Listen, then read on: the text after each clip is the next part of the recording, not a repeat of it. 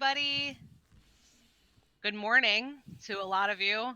Good afternoon to most of you, and good evening to some of you. Thank you for joining us for the virtual town hall for OneBookshelf. We are so excited that you're here today. This is a super special stream that we are doing that... Oh no! No! You froze again. No! You said it was a super special stream that. It is a super special stream. It was so special. It was so special that like the internet couldn't handle it. They were like, we got to shut it down. Too special. So we have a super special stream that apparently I'm going to be freezing for, but we are taking in your feedback from publishers and community content creators, and this is kind of a platform to allow you to do that. So before we get started and kind of the feedback we're looking for, let's start with introductions. I'm just going to kind of go in order on my screen. Lysa. Hi, everybody. I am Lysa Penrose. I'm here repping community creators for the virtual town hall. I'm the brand manager over at Dungeon Masters Guild, which is our 5th edition D&D community content program. Awesome. Thank you. Okay, Brian. Hello, everyone. I am Brian Petkash. I am the Publisher Relations Manager for all things DriveThruRPG or any card-related print-on-demand type products that we sell on our other sites as well. Awesome. Adriel. Hi. I'm Adriel. Yeah, it's been a long one. I'm Adriel. I am the indie publisher representative over at DriveThruRPG, and I have also been known to help folks on our other sites with print-on-demand books. Awesome. And last but finally not least, Ben. Good morning, afternoon, everyone. I'm Ben. I am the product designer and manager for OneBookshelf, so pretty much it is my job to make things look pretty and then make them exist. It's my quick 2-sentence way to summarize that. Awesome. Great. And I'm Meredith Gerber. I'm the DriveThruRPG Century Publisher Relations Representative, which means I take care of the top 100 publishers. Oh, no. Why? Top 100 publishers. Oh my gosh, this is going to be fun. Okay, so this is going to be great. This is going to be great. We're having a good time already. Top 100 publishers. Thank you for being here. Anyway. You freeze with the best faces, to be fair. Oh, okay, great. I'm glad that that's going to be preserved forever in our YouTube. Special thanks to Lysa, who is our tech support as well. And Lysa and I will also be modding. So just before we get started, one of the things we want to talk about is the type of feedback we are looking for.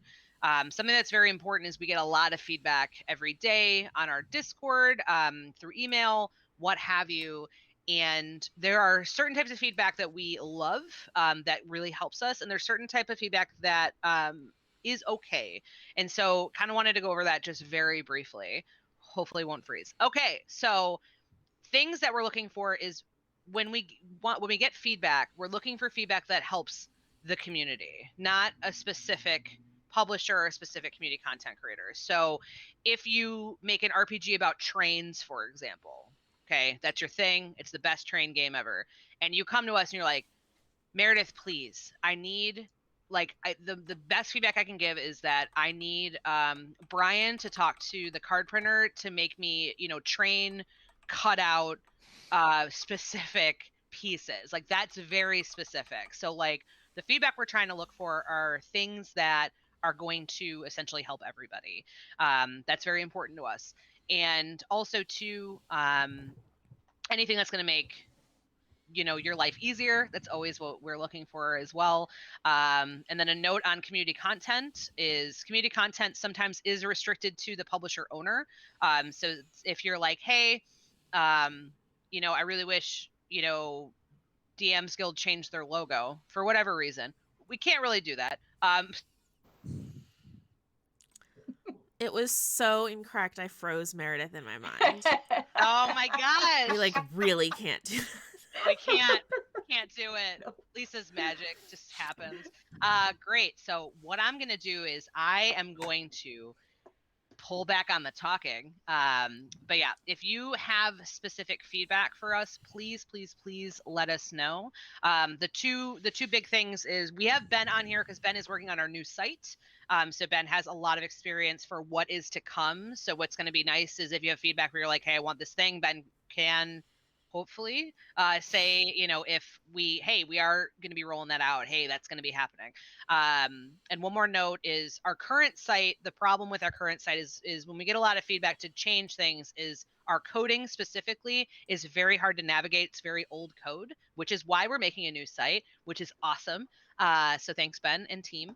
But so if we can't do it on the current site, we can see if Ben will look into it on the new site. So you are more than welcome to comment with some suggestions or feedback that you have. Otherwise, I'm going to kind of turn it over to Ben for a little bit, so we can chit chat about this. Ben, can you tell us maybe some highlights that you're looking forward to and some changes that you can kind of talk about? I know there's a lot of changes, but what you're looking forward to in the new site? So I think the first big thing I'm looking forward to is us having sort of the structure under the hood to be able to pivot much quicker. I think that's been, like you said, one of the biggest headaches with the legacy site has been essentially over the years you have, if you can imagine, the big switchboard of wires, and over the years we've just been overlapping them on over and over again trying to get things to work. And so now you stare at it and your wires look like a nightmare.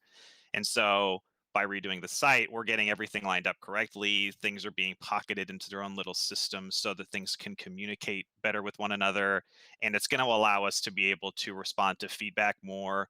We can get new systems properly integrated into the main structure of the website. Certain things that sound really simple in theory on the legacy site, we just look at it and we're like, no, this would be an absolute nightmare to get in, just because of how much things have sort of been layered on top of one another over, the decades now. I can't remember what it is, and so it's it's one of those things where it's almost easier to just build a new car and have it work and have it deliver on all the same things that the old one did, and then start from a fresh coat. And so that's one of the biggest pieces I think I'm looking forward to most. I think another really big thing that I'm looking forward to is because we're doing this very transparently and we're constantly reviewing mocks with either certain publishers, or I think originally I reached out with a lot of feedback with some surveys and some stuff, and so we got a really positive feedbacks from some early iterations. Obviously, we're still a bit of a ways from delivering any type of publisher tool set in the redesign. So I do appreciate any patience from everyone for bearing through that. It's a lot of work, but even just some early iterations, even from internal review. Meredith, I know yourself and some others have gotten to see some early previews of some designs, and it's such a significant improvement, but it's also how quickly we can change things if we discover problems as we're iterating and being so transparent through this. If something just falls flat on its face, we can quickly pivot because of how everything is structured now.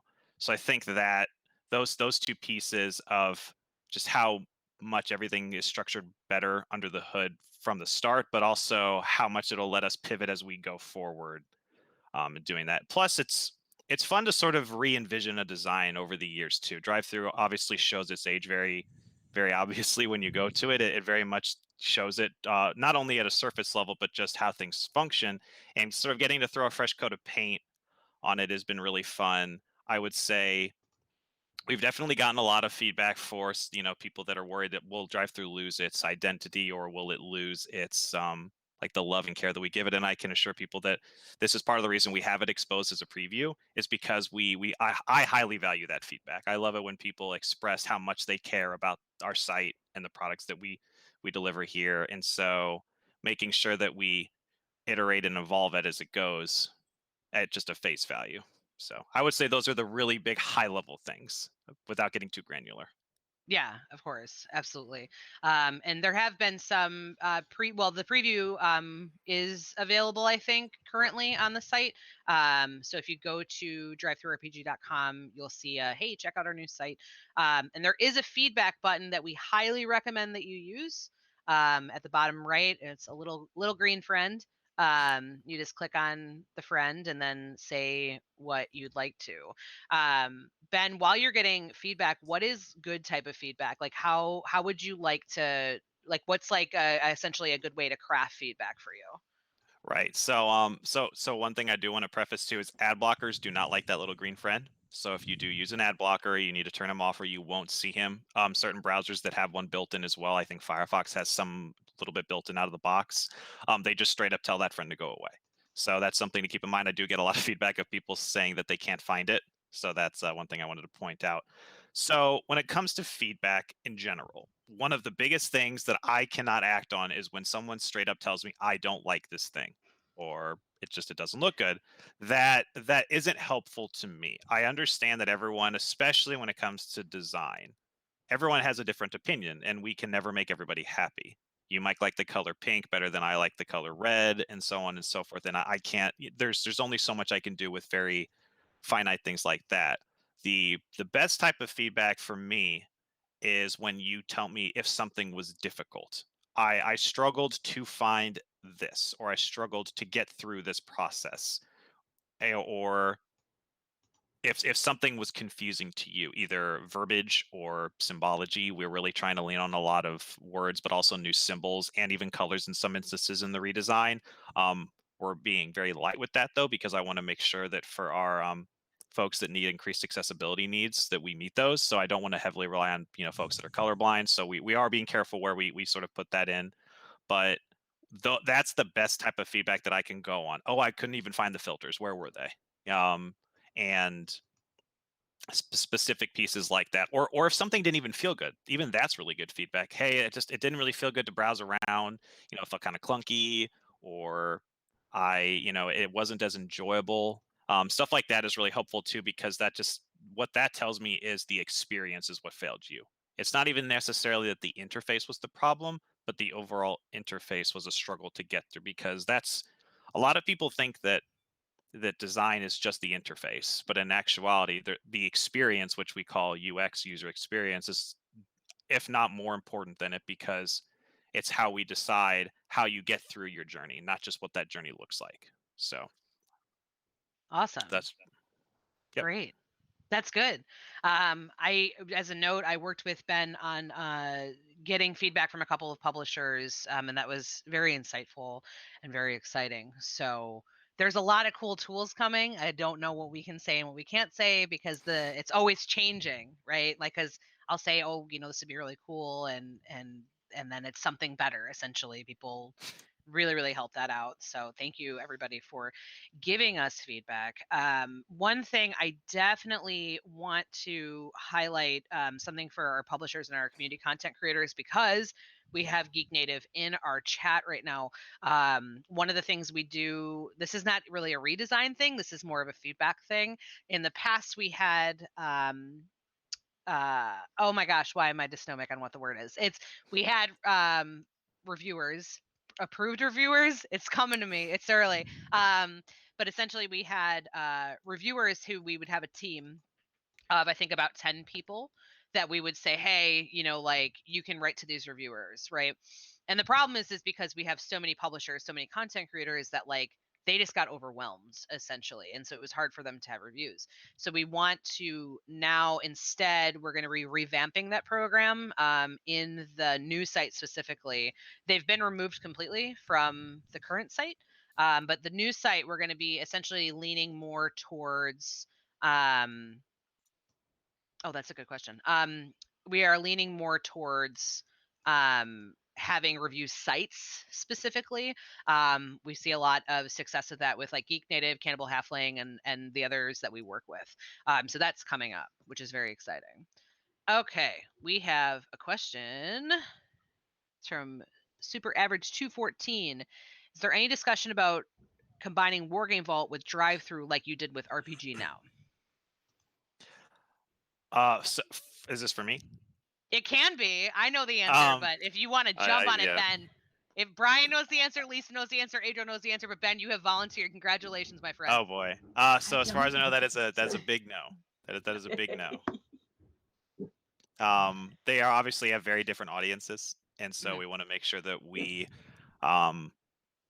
cater every site specifically to the audience that's going to enjoy viewing through the content the most. If you only enjoy 5% of content on a site, sometimes it makes visiting that site less enjoyable. So. Yeah, it's Wargame Vault has always been very separate from DriveThruRPG. They do have a little bit of crisscross, like Fat Dragon Games, for example, is both on Wargame Vault and DriveThruRPG. But essentially, it's kind of like saying which, like, you merge like DriveThruCards and DriveThruRPG together, because like even though DriveThruRPG has cards, we do. You know, Brian's site is very much like these are card games specifically, right? Like it's yeah, it's good that they have different brandings and because they have different audiences. But that's not bad feedback though. I would like to combine them all into one site. However, I know that would be a lot. So that's something that we want to do. Hey, all right, Geek Native. While Ben is around, though, would it be a big effort to take your newsletter RSS and make it a full content feed so we can read the newsletter from inside our RSS readers?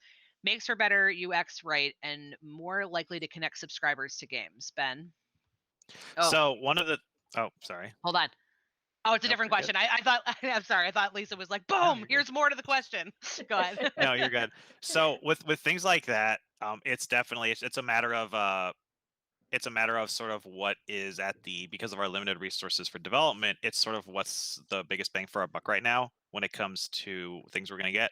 Because I'll be honest with you, so I essentially have a virtual whiteboard that when I get ideas from publishers, either via the Discord or even when we've done some of the early reviews of the initial mocks, just so everyone's aware of this for our audience, none of your feedback actually disappears. I have way too much feedback to go through. Even if it's just the little feedback that you guys send through the website directly, that we actually get via emails, or things that you guys have sent via the little green friend that Meredith mentioned earlier, or through the Discord when people used to put suggestions as well. I have like I said, my virtual whiteboard with about 100 sticky notes of different ideas, and so they're preserved, but it's like I said, with something like that, it's just kind of like a bang for the buck at this moment. It's just whenever we could get to something like that, because obviously we want to expose certain things like that to encourage more interaction, but it's just at the moment that something like that would probably be hard to sort of prioritize over other things. Awesome. All right. Island Time Wellness asks, any plans to be able to add more product photos and social proof? I just want to take a moment and say hi to Island Time Wellness. She's one of my publishers, so it's great to have her here. Yay! So hello. As far as more product photos, I'm not sure. Do we have a limitation on how many product photos we can add? Because we can, publishers can add product photos to their title listings. And we recently, last 6 or 8 months, modified how to do that. So I'm not sure. Adriel? Yeah, I just wanted to jump in. I do not know if there is a limit to photos, but I've seen up to 6 on a single product listing. But what I wanted to say is to your point, Brian, I don't think a lot of publishers know the easiest way to add photos to your product listing. And that is using on the current site, the awesome little upload photos box that's right next to the product description box. Yep. You can use sort of the little guy that goes to your browser or your Finder or whatever, or you can just drag and drop those photos in there, and then you copy the URL and you can add them to your product description. So it's like super easy, but I get questions about it all the time because I don't think a lot of publishers realize it's there, and it saves you the headache from a site like, say, Imager or something, which we do allow links to certain image hosting sites. However, sometimes they don't play nicely with our site, and so I always recommend publishers use the option that we give them for uploading images. Yeah, that's all absolutely correct. And I will say too, I know one weird thing that publishers either overlook or it's just not clear with our uploader. It's important to copy that URL from your uploaded image into the title description box. I think you click a little tree or something to input that URL. I think a lot of publishers will drag and drop their images into that box and think they're done, but there is this extra step that does need to happen to make images appear. And I have seen images too with animated images that some publishers will upload that I think add a lot to a title description. And of course, I always encourage, if publishers are able to take a video of either for at least card games, a playthrough of a game, a how-to, or if it's just a deck of say tarot cards, like Island Time Wellness has a bunch of terrific tarot type decks. To take a video of those cards and kind of post and host that video on the title description page too. So I think there are options there. I would like someone else to field the social proof question, because I'm kind of a Luddite when it comes to socials. Could I add some redesign notes to that as well for the images? Yeah. Please. So actually, one of the biggest things that we're changing to as well is we are going to actually have a gallery appear below the main thumbnail of your product on the product page. So in the redesign, you will actually see all of those photos below, so your customers can actually go through and see all the photos. I believe at first we're only going to be using photos that you have added to your description, but the goal is to get it to where you can actually have completely independent gallery images, videos, even audio that people can play through that is distinct from the description in the images within it as well. So and for publishers, from the tool side of doing that, that is going to be significantly easier in the redesign, where you're actually just going to have almost like a wiki style text editor where you can actually just drag the image in line and drop it in the text. That is the goal. So it's going to feel significantly easier from a construction perspective from publishers as well to be able to do that. So that's the high end goals anyway. Okay. Yeah, that's great. I'm hyped about that. That's super terrific. hyped. Yeah. That's awesome. Yeah, it makes me think of like how Etsy has it, where it's, where they have like the video where they can like show the product and stuff, like, and see like how it is, and like, oh, that's so exciting. I'm so excited. Great morning. Yeah. So I think for social proof, I think I need a little bit more context on that, and specifically, so Island Time Wellness, if you can give us a little bit more content, we would love to answer that for you.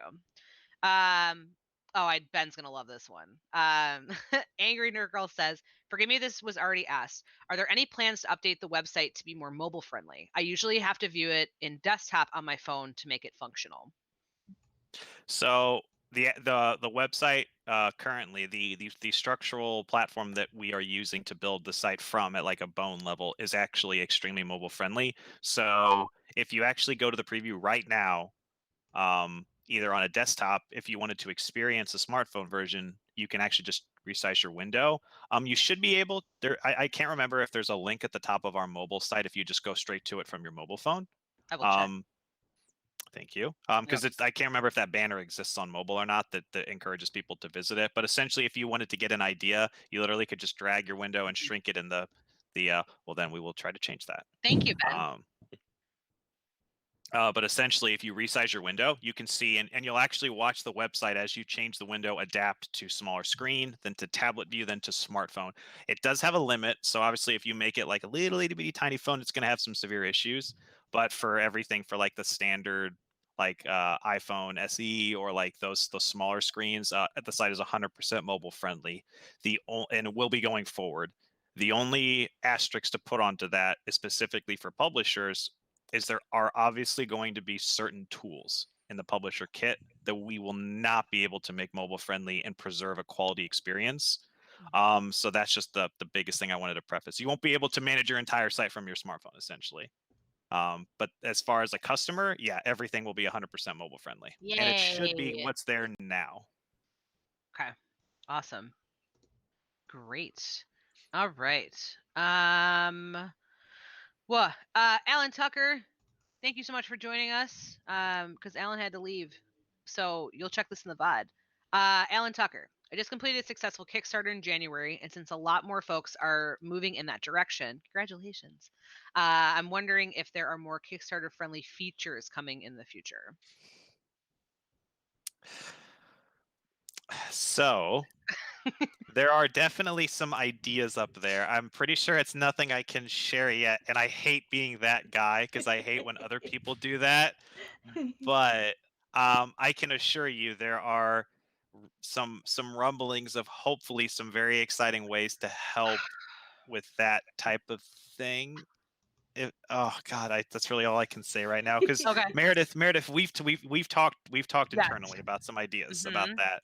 Um, but those are very infant stage, very Um, very infant stage, if not yeah, a little tiny seed. little tiny seed. Yeah, there is some really cool ideas because the nice thing about the new site is that again, like we're kind of blank canvassing it, so like there's a lot more we can do than put in our current site. If you're noticing my cat in the background, that's who knocked over my webcam because he was very excited that we're doing a town hall. But yeah, we've talked about a couple ideas, definitely. And I'm really it's tough because I feel like we should do an entire town hall on that because there's a lot of really cool ideas. So the answer is yes. No, we can't uh talk about it right now, but we will. So yes. All right, let's see what else we got. Do Geek Native, is there a preview of the sales page ready yet? Very very very very soon. We are in the process right now of essentially doing a what we call a feature check where we go through we call the current site legacy, where we go through the legacy site and we compare and contrast, like, oh, what is the new one missing? Obviously we're not going to get everything right out of the box.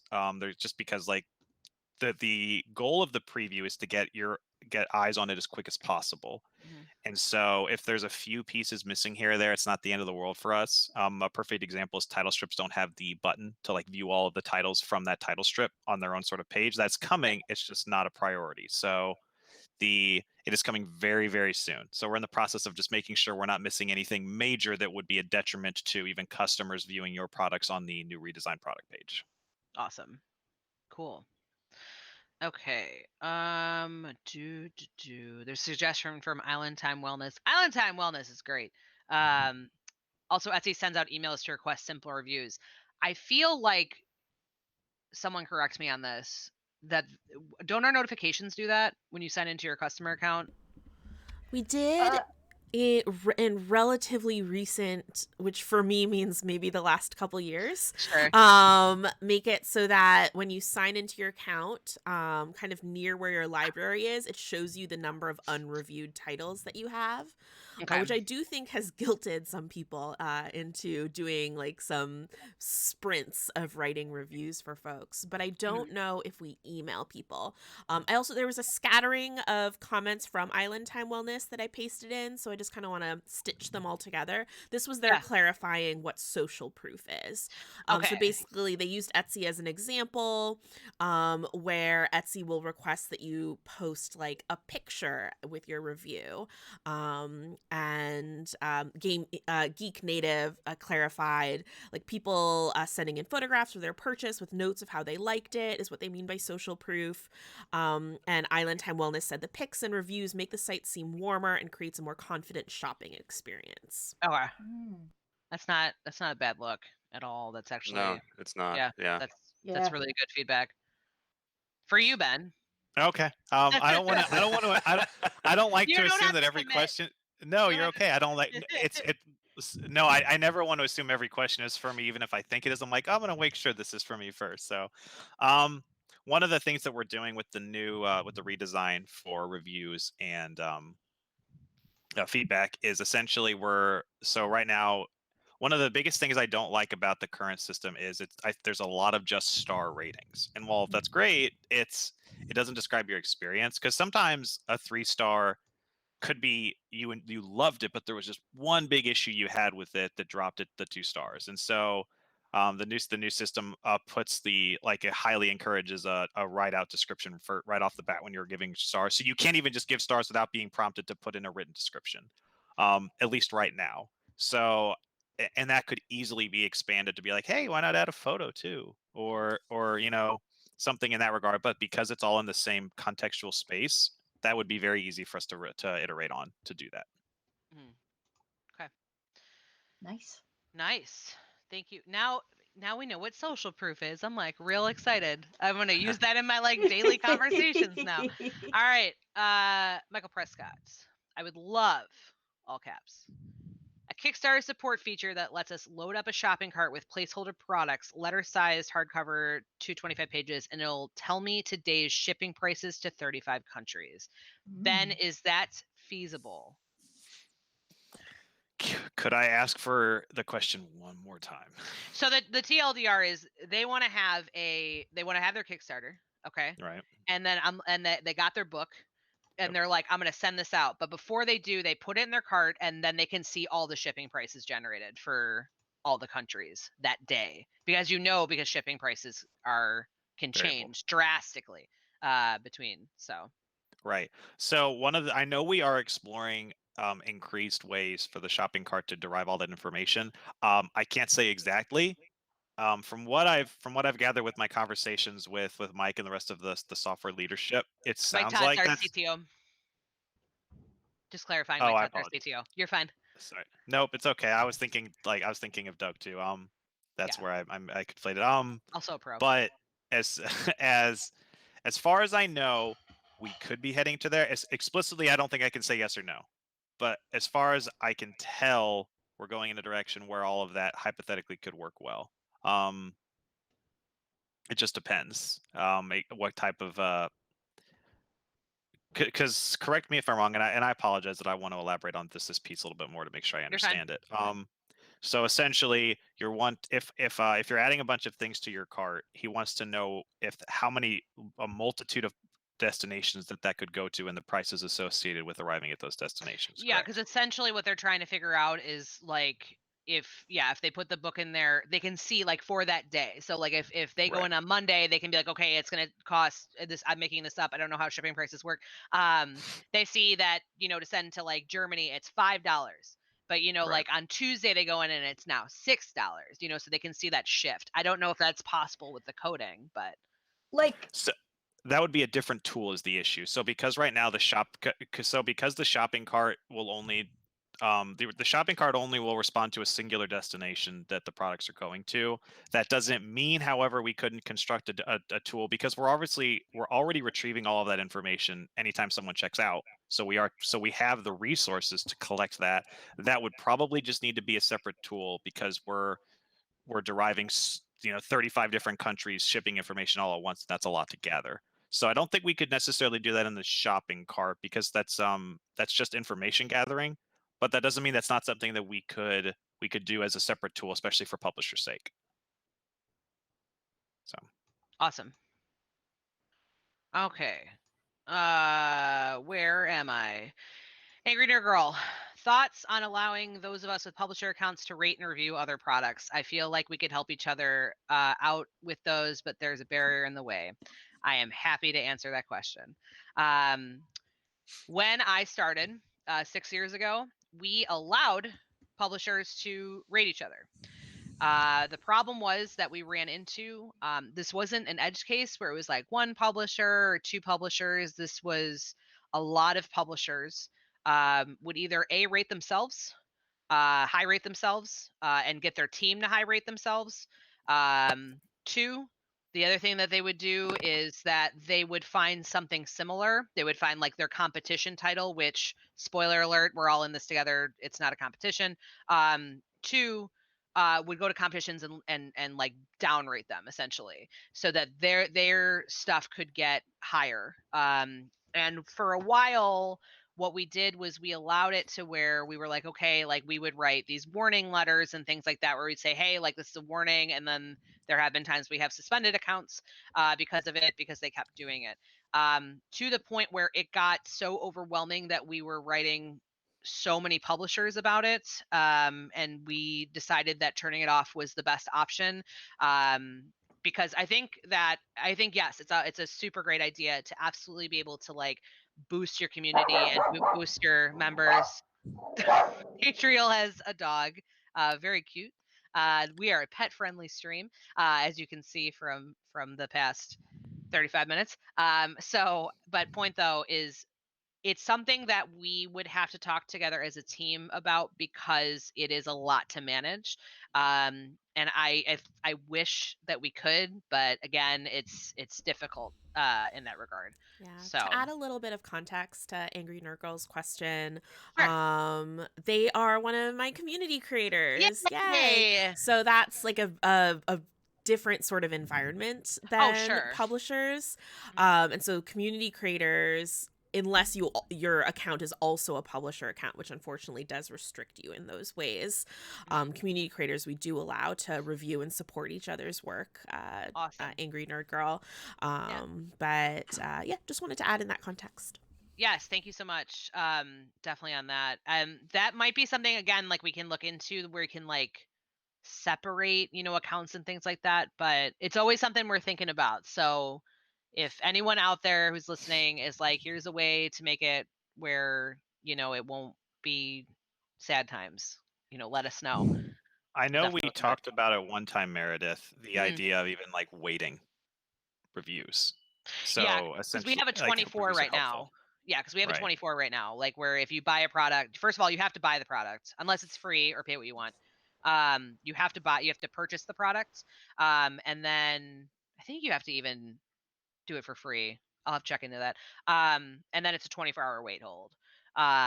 Because that's another thing that would happen is if someone would put a product out, people would just rage, like down review it. So we're giving 24 hours for people to take a deep breath. But yeah, I don't know. It's something that like I said, we'll look into. And Ben, I'm happy to talk about that with you. And then of course, talking about it with the team more. Because I think it's great that it works so well for like DMsGuild. Like that's awesome. And that shows like that it works very, very, very well. So we'll think about it. We'll talk about it. If you have ideas, throw them at us. We'll discuss it. Okay.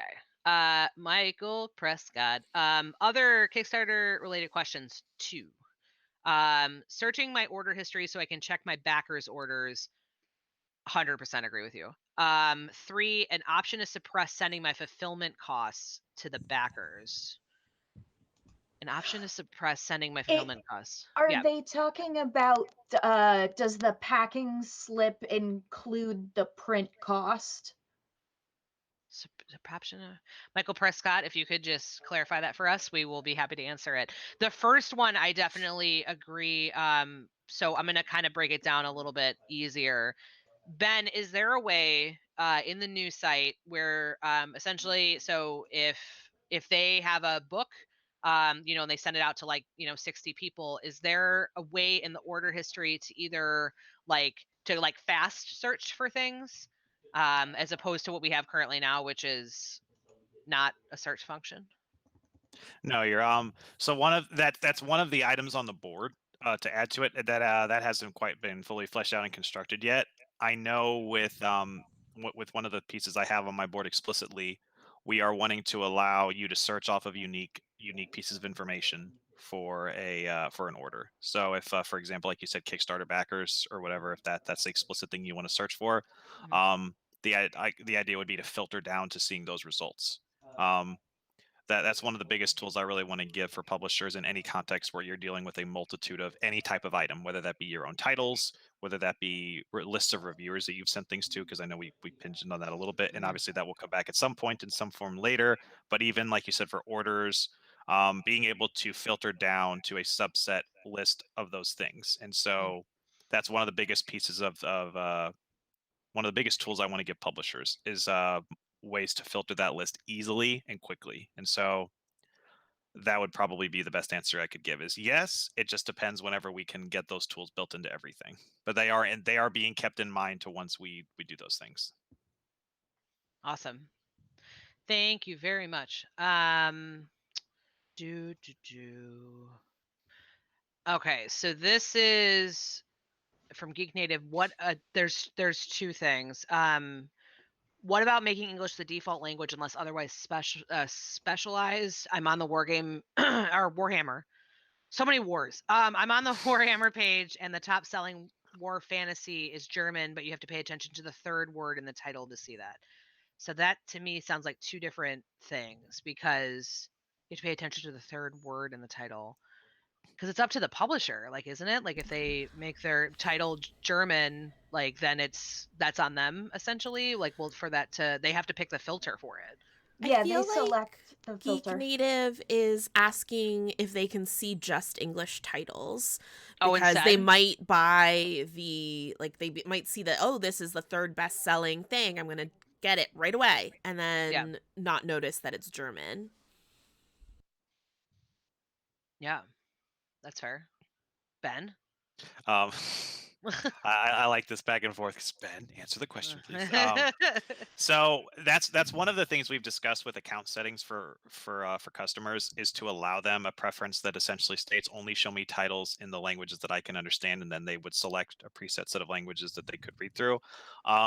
That's still having a few discussions if how much we like that idea, because obviously there's a lot of value, and if I can't read German, what's the point in me seeing 10 bestseller German titles? And and that's not even that's in no way a negative hit to those 10 titles. It's just if you can't enjoy them, there's no point to see them. And so that's definitely something we're discussing. We're just wanting to go through the possible negatives that could happen and how best to make sure that that doesn't accidentally become an issue, because like you said, if a publisher doesn't state the language of a title, how would we still make sure to grab those titles and make sure that they are then withdrawn from that list? And so there's a few pieces we need to work out for that, but it's definitely something we have discussed before. Awesome. Thank you, Lisa and Ben, for clarifying and getting through that. Okay. This is a clarification for Michael Prescott. Clarification for my shipping price question. I have to estimate shipping prices. The current knowledge base page is not right. So what I'm doing now is creating a fake product on DriveThruRPG, which is what we suggest to publishers, by the way. Currently on our current site is if you want to know the shipping costs for something, you can find on the site like a book close enough to yours, like by page count and by type, and then you run a mock order to see what the pricing would be. And actually loading into the shopping cart using a handmade list I've made myself. Takes about an hour to refresh my shipping prices.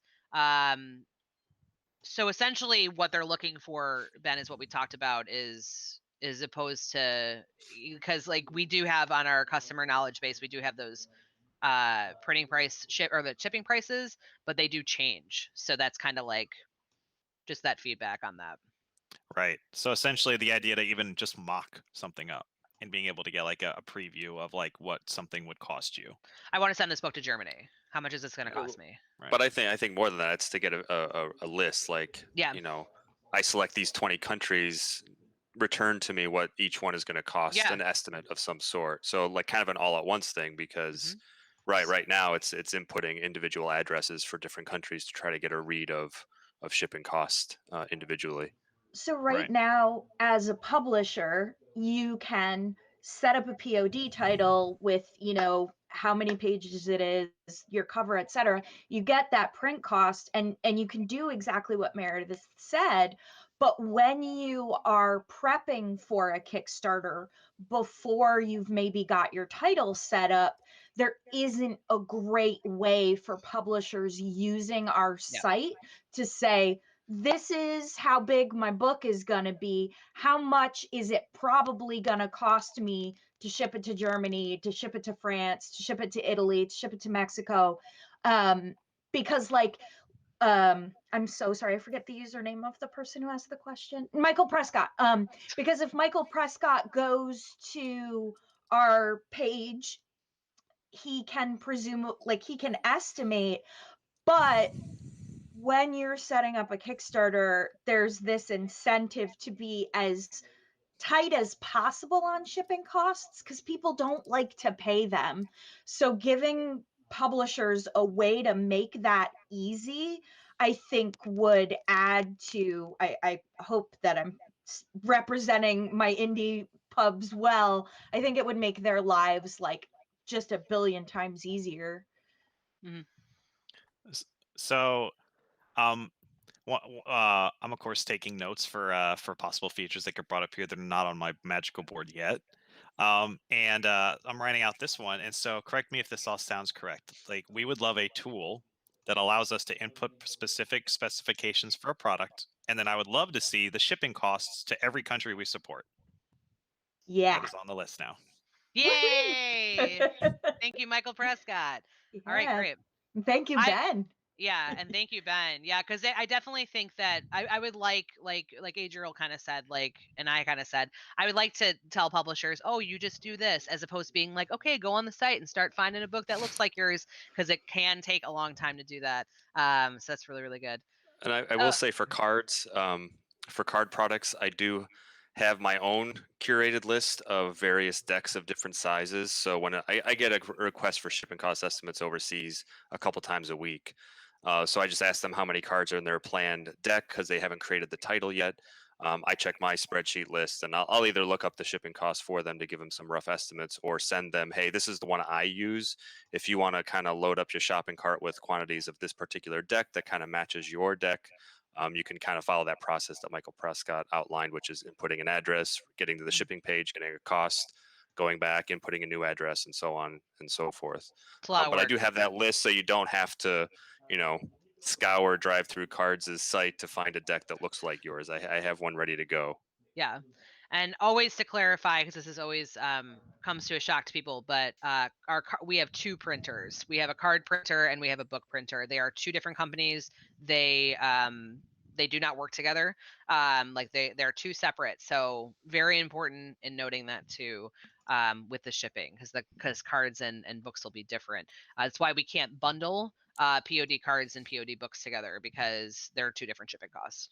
FYI. And it's also why, because books are printed also in the UK. So, European shipping costs for books tend to look nicer than European shipping costs for cards, because cards are printed in and shipped from Kansas. So it's just unfortunately the way it is at the moment. But Brian's working hard trying to find an international I'm working hard to find some solution, either an international printer or some cheaper shipping options for overseas. So trying. Sorry, I'm laughing because I pictured a guy in his garage with a big stamper making cards for you in over in Germany. Yeah. Just swearing the whole time. Yeah. It might be me. I might fly over there and do that myself. Just Brian. Get this man a printing press. Yeah. Okay. An X-Acto knife and some scissors. Yes. This is just feedback, Ben, from Island Time Wellness. For later, Etsy sends out one email to ask for a review with the review box right in the email that you can simply fill in star, add comment, and pick. So super easy for the customer, would help. Okay. FY. I like that. Yeah. I like that too. Yeah, I do too, because there are times where I mean, it's true, like what they say, like when I get that email from Etsy, I'm like, oh crap, I gotta it's right there. I don't have to make it an ordeal. It's really nice. So yeah. The only caveat I could see to that is some email providers do not like links in emails, so sometimes that can be a hit to us as well. So it's all about looking at what part of the purchase stream encouraging in a very polite way for someone to review the product. So I would like to explore a multitude of ways, so I definitely like that as one of the options. Yeah, it's a fun one. All right. Randak37 says, is there an approximate timeline for expected features, Ben? So one of the things so right now, because we're still at the raw beginning of the redesign, and obviously there's only just a select few pages that we have visible to customers or even to you all to view. We're kind of not at a stage where we can really make any type of predictions or assumptions of when something can happen, because a perfect example is right when the redesign or the preview launched. We immediately were flooded with a lot of major issues. A lot of those with the title strip and the experience using those. And so, what we had planned to do right after we put that out, I mean, it was throw the papers up and okay, let's restart. What are we working on now? And we essentially took right back to the drawing board, title strips, and we flew through a couple new iterations of those, and we pivoted really quickly. And I'm always super proud of how fast the dev team can respond to those types of things. Power of Phoenix. But it's because of that right now in these early stages, we everything is just pivoting so quickly. If we arise at a problem, for example, the product page, which is the bread and butter, obviously, of our site, when that comes out, and if we get flooded with a ton of very, very passionate feedback that poses legitimate concerns, then that could go right back to the drawing board and replace anything thereafter. Mhm. What I will say is once we get to a closer finish line of just having a first iteration of all the major features of the current site in the new one, to where it could essentially support itself and actually run, Mhm. I do plan to have an exposed set of upcoming features and things we want to work on, sort of like a public style Trello board or some type of fun little cool design site. Because why not make something pretty and fun? To essentially show publishers, for them specifically, things that would be coming for them, and so they could even see what we're thinking about working on, or ideas, because I do love idea boards and getting feedback from them, but even for a customer side as well. And that will be able to derive more of a roadmap for people. Right now, because it's so early, it's not a feasible thing that we could do. I would hate for people to see 10 features that they're in love with and they could be quite a ways out, because no one likes when a movie's like, hey, this movie's amazing, it comes out in 2 years. It's like, oh, that's a downer. So Yeah. Awesome. Okay. Michael Prescott had said, and suppressed my fulfillment costs. My understanding that the backers receive an email slip that shows them the pricing costs and shipping costs when I send them complimentary copies. So essentially what I think I'm gauging is like how on Amazon you can say send as a gift and it'll remove essentially the pricing, you know what I mean, from pricing slip. I don't know if that's possible because I think our printers are involved in that equation. Brian, you're closer and best friends with ODT though, so I don't know if that's something that cards can do. Whereas Lightning I'm Sources, trying to think. Yeah, I think their packing slip automatically includes the sale price of that. But what I'm wondering, and what I need to look into, is if, since a publisher is doing a complimentary copy purchase, that's just the base print cost for them. So what I'm wondering is if that's the price that gets transmitted to ODT for reproduction onto the packing slip or not. Mhm. I'm not sure. Yeah. So I'd have to look into that to find out. Yeah. So the answer is we will research it. Yeah, I think that is the We'll answer. get in touch with Lightning Source and ODT to see if there's a way to do that. Because I personally would like that too. Like I think that would be a really great feature. So we'll definitely see. Oh, everyone's like real nice. Everyone's real sweet in chat right now and extends their thank yous and all sorts of wonderful things towards us for being up on Saturday and rocking out with us. coffee. It's yeah. All right. Island Time Wellness says for later things that would be cool. Smiley face emoji. Way to put a fully loaded SEO title in there, even hidden. Way to search old orders. Way to make buy with deckbox the only option. Way to one-click reorder. I feel like one-click reorder we've talked about before, Ben. Did I imagine that? No, we have. So essentially, and just to make sure I synopsis as well, essentially viewing order history and being able to click a button that repeats that order identically, quickly giving you maybe a pop-up that says, here's all the information in case shipping prices or something like that changed. And then boom. I know I've lost a lot of money on Uber Eats with that reorder button. Oh, it's not a bad look. So that's feedback. Geek Native also has feedback. Happy to dump a host of review ideas on you when it suits you. Give me widgets, conversion rates, dynamic banners, links, couples, etc. So that is as Ben likes, I love watching Ben slowly move to type something. So it's always good. And of course, as a reminder too, if you see our little green friend on the new site, please definitely utilize that because it's so important. And that helps our team as well. And if you think they're doing a good job, tell them that they're doing a good job too, or if whatever it is. But as we discussed earlier, the more detailed you are about it, the better for Ben and Ben's team to figure it out. So yeah, so all good things. And Absolutely. if to chime in, I know it was just a comment, but to Island Time Wellness's thing about the ordering a deck with a deck box, kind of mandating that as the publisher, that's definitely something that we can get with Ben on as we get to the publisher side of programming and coding. when we launched, when we added the deck box back when we launched DriveThruRPG nearly 10 years ago, we polled a number of publishers and said, do you want this to be an optional thing or a mandated thing? Because we didn't really have the option to offer both. Mhm. And the majority of publishers said we prefer that to be an optional thing for customers. Let them decide if they want to pay an extra dollar for this plastic deck box or not. Right. But I could envision some form of, for cards, publishers being able to kind of click a box that says, do I want this to only be able to be bought with a deck box or not? And that might be something worth considering. So that's kind of the why it's the way it is because when, that's how we set it up back at the beginning, and because of that technical debt, we couldn't really alter that or give it an optional choice. But certainly look into the future, I think that would be a neat thing to look at. Yeah, absolutely.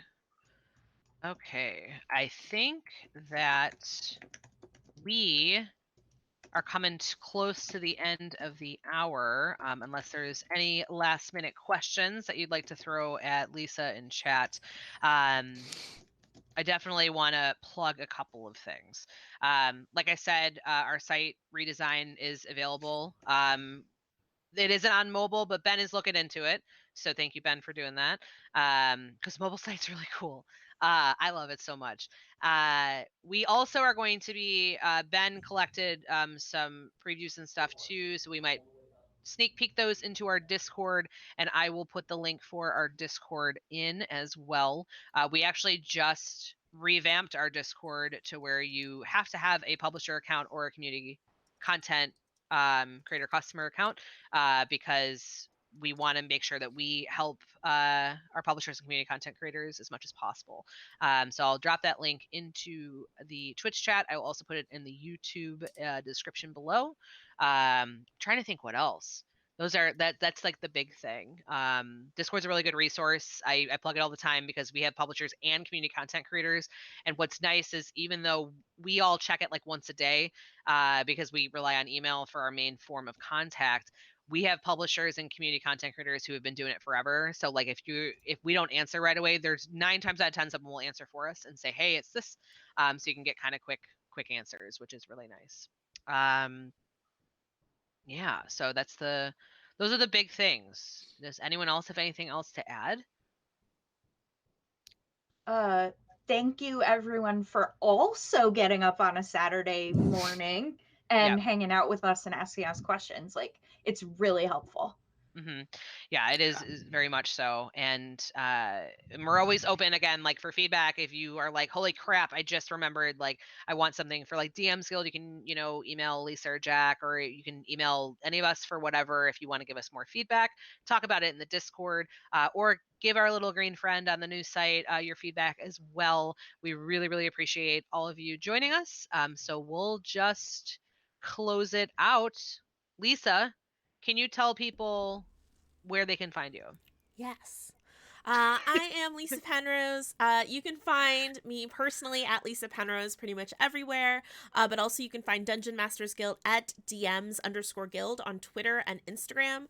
We also have a Facebook group for creators if you just search Dungeon Masters Guild, and a page over there. If you need help or support with anything as a creator, you can get both me and Jack, the whole DMs Guild team, at DMsGuild@OneBookshelf.com. That's the place to email to get the speediest response. Brian. And again, I'm Brian Petkash. I'm the DriveThruRPG Publisher Relations.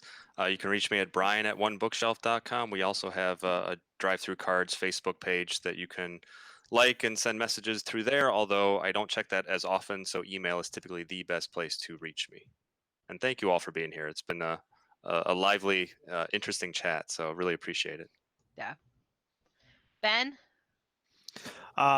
So you can, for any types of like major suggestions, if you want to give me a very thorough breakdown and explanation of things you would like, that seem unnecessary, but it's okay. I love long, detailed lists of explanations of things you like. You can send that to my email at Ben-Ayers Kerr@OneBookshelf.com. I know that's going to be very hard to explain. It's okay. Or I'm also going to work with Meredith. Meredith, this is probably going to be news to you. I would like to get the Discord a little bit more back in shape so that I can be working with you guys to collect feedback through that. That's probably going to be the best channel for publisher feedback as opposed to the little green friend for now. because that's mostly just customer facing. So any like publisher feedback might get lost in the shuffle for that. So, but I'll work with you with that. And of course, if you just want to bother me on Twitter with a suggestion, you can reach me at my Twitter handle, which is a childhood nickname, which is Benji Manji. But I like Ben 10 better, so don't change that here. Yeah. That should be it. Awesome. Adriel. You can find me personally on Twitter at ReindeerB. If you have any questions or this is the only thing you remember from today and want to send feedback, you can get me at publisherservices@onebookshelf.com. I'm the person who gets all those emails, and I will make sure it gets to the right person if it's not me. And thank you all for giving us your suggestions, because it's super helpful. And I'm Meredith Gerber. You can find me on Twitter at Meredith Gerber. You can find me personally on Twitter at Meredith Gerber, and my Instagram, Meredith A. Gerber, where I post cats and food I make. So not really drive-through related, but wanted to let you know. I am around the Discord the most out of the publisher relations team. So you'll be talking to me a lot if you're on the Discord. And yeah, of course, give us your feedback. Please, we want it so bad. So it's very, very important that you give that to us if you can. And yeah, all right, it is 12:01 here, so it looks like we are all set to wrap up. You can follow us on Twitter at DriveThruRPG, and then DMs_Guild, and we're all over the place. We're on Facebook and Twitter and Instagram too. Definitely toss us a follow, and hopefully we will talk to you all soon. Thank you so much for joining us, and we hope you have a wonderful weekend. Bye, Thanks, everybody. Bye. Bye, everybody. Thank Thank you. you.